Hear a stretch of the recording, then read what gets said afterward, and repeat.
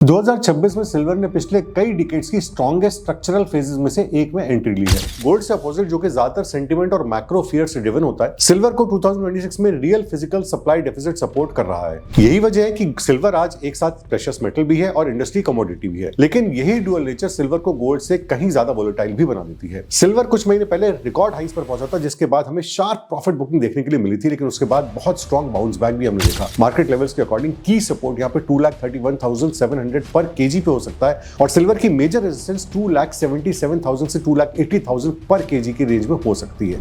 ये sharp swings confirm करते हैं कि सिल्वर कोई स्मूथ अपट्रेंड में नहीं है, बल्कि एक high momentum, high volatile phase में चल रहा है। 2026 ग्लोबल सिल्वर मार्केट के लिए 5th कॉन्सेक्यूटिव ईयर है of structural deficit. Physical demand लगातार माइन सप्लाई से ज्यादा बनी हुई है। यही सिल्वर और गोल्ड के बीच का सबसे बड़ा डिफरेंस है। ये deficit long term bullish foundation है, सिर्फ स्पेकुलेटिव हाइप नहीं है। इंडस्ट्रियल डिमांड भी एक रियल ड्राइवर है। सिल्वर की डिमांड तेजी से कुछ सेक्टर्स में बढ़ रही है, जैसे कि solar power installations, electric vehicles, electronics और ग्रिड इंफ्रास्ट्रक्चर। इसका मतलब है कि सिल्वर डायरेक्टली रिलेटेड है एनर्जी ट्रांजिशन से और इलेक्ट्रिफिकेशन थीम से। ये दोनों थीम्स इंडिया के लिए इस समय बहुत ज्यादा रेलेवेंट है और बहुत ज्यादा मजबूत भी है। सिल्वर इस समय फिजिकल शॉर्टेजेस और स्पेक्युलेटिव ट्रेडिंग से ड्रिवन है। सिल्वर रैलीज के दौरान फास्ट मनी को अट्रैक्ट जरूर करता है, बट वही मनी पुल बैक उतनी ही तेजी से एग्जिट भी कर जाती है। रिजल्ट होता है शार्प रैलीज और उसके बाद स्टीप पुल बैक्स। वोलेटिलिटी स्ट्रक्चरली हाई बनी रहती है। इंडियन रिटेल इन्वेस्टर्स के लिए अपसाइड पोटेंशियल काफी ज्यादा है, लेकिन रॉन्ग टाइमिंग पेनफुल डाउनफॉल्स भी दे सकती है, इसलिए हमें लॉन्ग टर्म व्यू लेके ही इसमें इन्वेस्ट करना चाहिए। चाइना ने भी सिल्वर एक्सपोर्ट्स पर 2 ईयर स्पेशल लाइसेंसेस लागू किए हैं।